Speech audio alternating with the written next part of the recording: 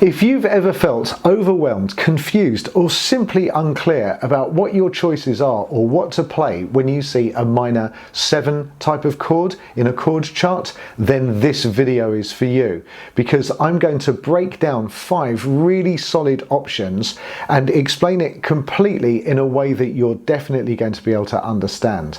We're going to have a look at 5 different choices that you could make, and I'm going to explain them really clearly. And then what you can do is to take this information and transpose it into any key that you like, because the principles are going to be the same. In this video, you're going to get a completely free downloadable PDF, which is in the link in the description below, and everything that I'm going to talk about has been written down here for you, so you don't have to remember it right now. You're also going to get a free backing track, which has come from the fantastic set of apps called SessionBand, and this one is SessionBand Soul Jazz Funk Volume 3, and I've chosen a 70s funk vibe. I've just gone into here and muted off the tenor, and then I've gone into here and just made sure that this is on E flat, set to E flat for my lovely alto saxophone, and I've created a D minor 7 chord so that I can practice these different forms. They will all fit over D minor 7.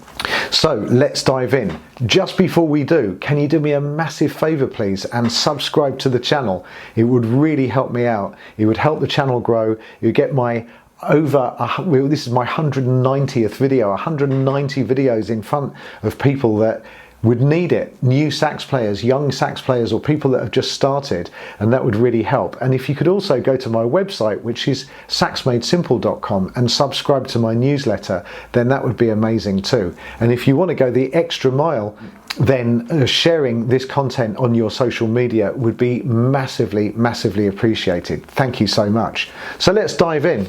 And the first paragraph, it says, what do you play over a D minor 7 chord? It can be really scary, and I'm going to give you 5 really solid choices. It also says it becomes clear how important major scales are, because for me, the best way, the easiest way to think about a minor scale, in this case D minor 7, is to think about it as the second mode of C major. So that means it's exactly the same bunch of notes as C major, but starting on C's second note, which is a D. So C major, which I've written down for you, C, D, E, F, G, A, B, C, and if you start that on the second note or the second mode, you get D, E, F, G, A, B, C and D, and that would give us D minor 7, and that's a particular type of D minor.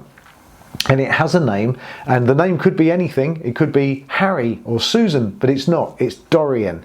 It's the Dorian minor. If you take the second mode of a major scale, it's a Dorian minor. And I really like this way of thinking about it because it's nice and straightforward. It's just the same as a major scale, but starting on the second note and finishing on that note, that same note it started on in the next octave. So another way that you could arrive at the same bunch of notes is if you thought about D major, so not C major, but think about D major, and if you want to make D major D minor, then change 2 of the notes. You're going to change the 3rd and the 7th. And that means you're going to flatten the 3rd note and the 7th note, which would, and I've written down the scale of D major for you, and if you flatten the 3rd and 7th, that gives you exactly the same result, D, E, F, G, A, B, C, D, because you flattened the F sharp to an F and you flattened the C sharp, which is the 7th, to a C. Now, for some people that's quite confusing. Well, why is there 2 methods? Well, you could think of it like maths. 6 and 4 is 10, right? But what about 7 and 3? Also 10. Well, what about 11 minus 1? Also 10. So which is the correct way of thinking about it? It depends on the situation that you find yourself in. So you can think about D Dorian minor in a couple of different ways, and that would apply to any of the major scales. You could start them on the second note, and that would give you a Dorian minor, or you could just take a major scale and flatten the 3rd and the 7th. Either way, let's give that a blow and see how beautiful it is. The first time I'm just going to play the scale straight up and down, and the second time I'm not going to, without changing the sequence of the notes, I'm just going to run up and down the scale and just throw the timing around, so very loose timing. So just to be crystal clear, first time just the scale on its own, second time loose timing, and I want you to practice practice this because it's a really good way to go. Have a listen.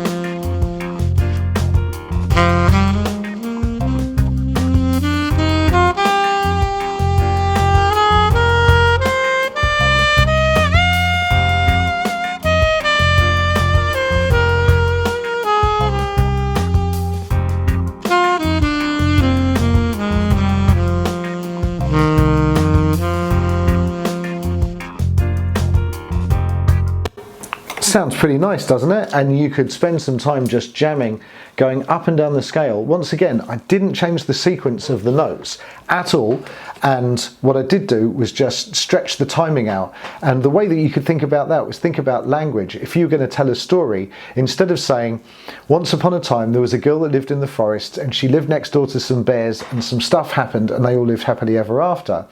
If you said it like this, if you told her, like you were a professional storyteller and you went, once upon a time there was a girl who lived in the forest next to some bears.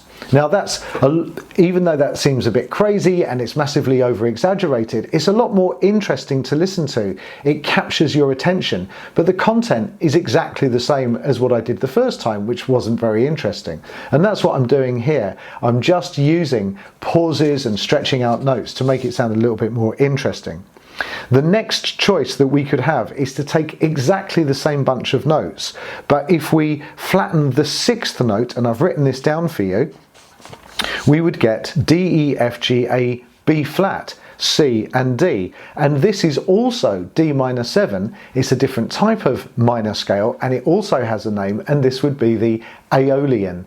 That's what it's called. It's also known as the relative minor, the pure minor, or the natural minor. Whatever you want to call it, it's a really, really beautiful scale. And actually, this is still a mode of a major scale. And the way that I can work that out is if you have a look at that bunch of notes, D, E, F, G, A, B flat, C, and D, can you see that you've got a bunch of notes that has one flat in it? Now, which major scale is a bunch of notes that has one flat in it? The answer is F. And so this is exactly the same as F major, but starting on F's sixth note. And it is actually F major's relative minor. So let's have a listen to that. And I'm going to do the same thing. I'm just going to play the scale dead straight, and then I'm going to have a little jam on it without changing the backing track, exactly the same.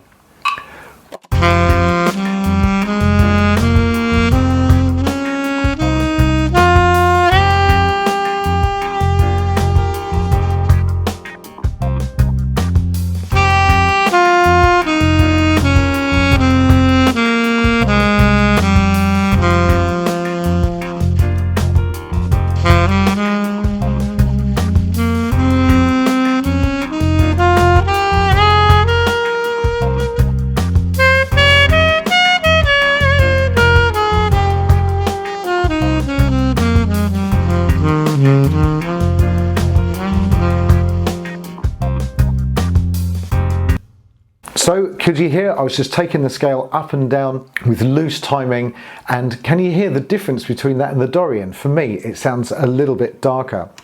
And the next scale that I would use is a minor pentatonic, and with the minor pentatonic this is such a useful scale, especially in funk and soul, in any type of music genre. Actually it's really, really useful, and all it does is it takes the root, the third, the fifth and the seventh, which in this case is D, F, A and C,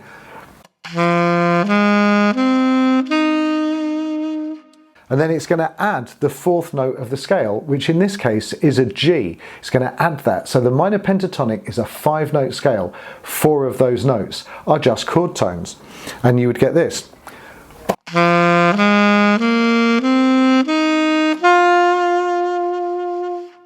This is extremely useful and a very good solid choice. So once again, I'm going to play the scale straight up and down, and then I'm going to have a little jam. I'm going to use a scale pattern. Have a listen.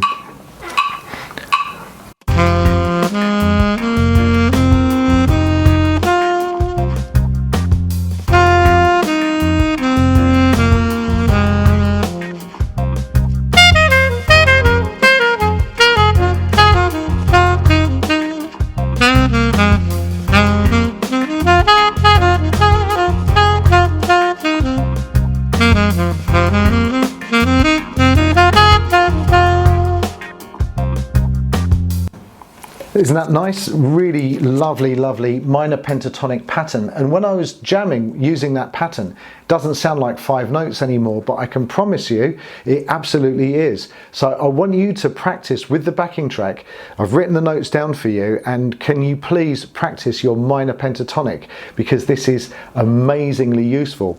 By the way, if you're interested to find any more about that pattern, I've got a minor scales course on my website, Sax Made Simple, and you can buy that, and it goes through all of the 12 keys and talks about all of these 5 scales and gives you licks and patterns. It's a really, really good course. It's huge. You get 13 videos and 12 backing tracks and 12 PDFs, and each video is about half an hour long, so you get about 6 hours of tuition. Go check it out on saxmadesimple.com. Then the next thing it says on the sheet is that the minor pentatonic scale is exceptionally useful and sounds superb, and if you add one little tiny note to that, you get something amazing called a blues scale. And what I'm going to do is I'm going to take the 5th note of the Dorian, which is the A, and I'm going to flatten that, so that would give me A flat or G sharp, and I'm going to add that into the minor pentatonic mix. So it's exactly the same as the minor pentatonic, but with an extra note. And if you wonder why, it's just adding a little stepping stone between 2 of those notes. That's all it is. So I've written those notes down for you: D, F, G, G sharp, A, C and D, and that would be the blues scale. And this is just fantastic for improvisation. It's so much fun to play. So once again, I'm going to play it straight up and down, and then I'm going to have a little jam using the blues scale, and I won't play any other notes.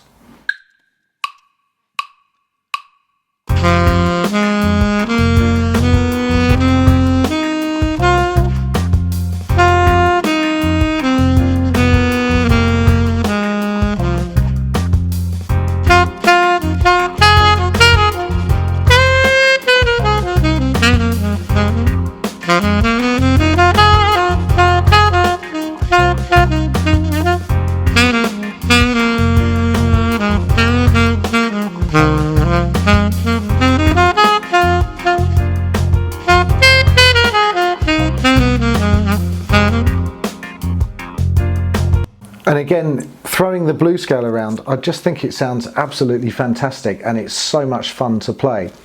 And so it says this is known as the blues scale, which is great for adding that bluesy character to improvisation. And then I'll jam on it, which I've just done. The last scale we're going to have a look at is the harmonic minor. And the harmonic minor is such a gorgeous, beautiful and incredibly useful scale. It's identical to the Aeolian except for one note. So I'm just going to take that bunch of notes, and then I'm going to sharpen the 7th from the C to the C sharp. And that would give me this D, E, F, G, A, B flat, C sharp and D. And this is just the most beautiful thing ever. Really, really nice. And this is a harmonic minor.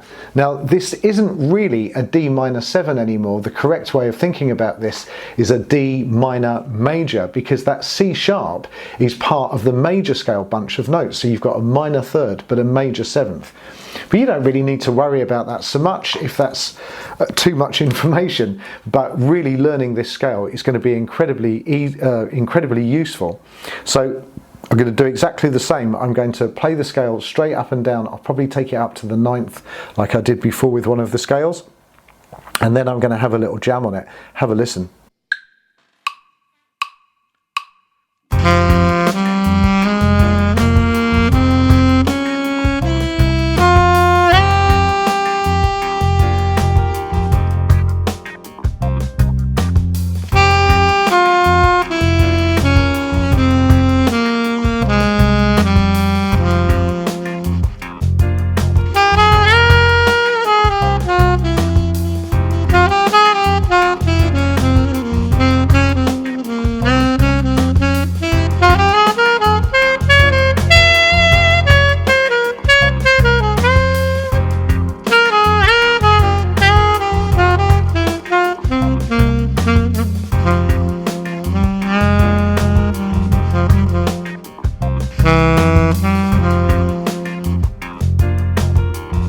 Just incredibly beautiful. And again, On my minor scales course on my website, I really dive into harmonic minors because they're so incredibly useful.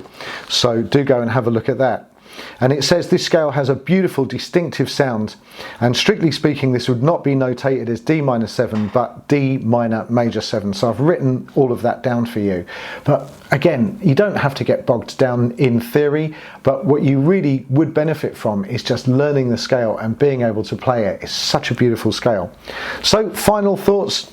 Can be overwhelming to think of so many choices for D minor 7, but the secret is realizing that most of these scales share the same notes. Go and have a look at all of these scales and you'll see that they all share the same notes, and usually it's just one note which is being changed. So for instance, between the Aeolian and the Dorian, there's just one note. The sixth has been changed. It's been flattened between those two scales, and between the Aeolian and the Harmonic Minor, just one note has changed by a semitone, and between the Blue scale and the Minor Pentatonic, there's just one note difference. So if you get comfortable with one of these scales, then you could have, like the Dorian, and that's what I suggest that you do, get super comfortable with your Dorian minors. Then what you could do, it's not the only approach, because I know there's a lot of people that say, no, that's not how I was taught, but this is a practical approach. Get comfortable with the Dorian minor, and then you could, if you wanted to, view everything else as a kind of adaptation of that. Like I said, it's not the only way, but it is a way. I really hope that you've enjoyed that. I really hope that you enjoy the free backing track and the PDF. I would love to get your feedback, and if you really want to help me out, do share this video and any of my videos on your social media.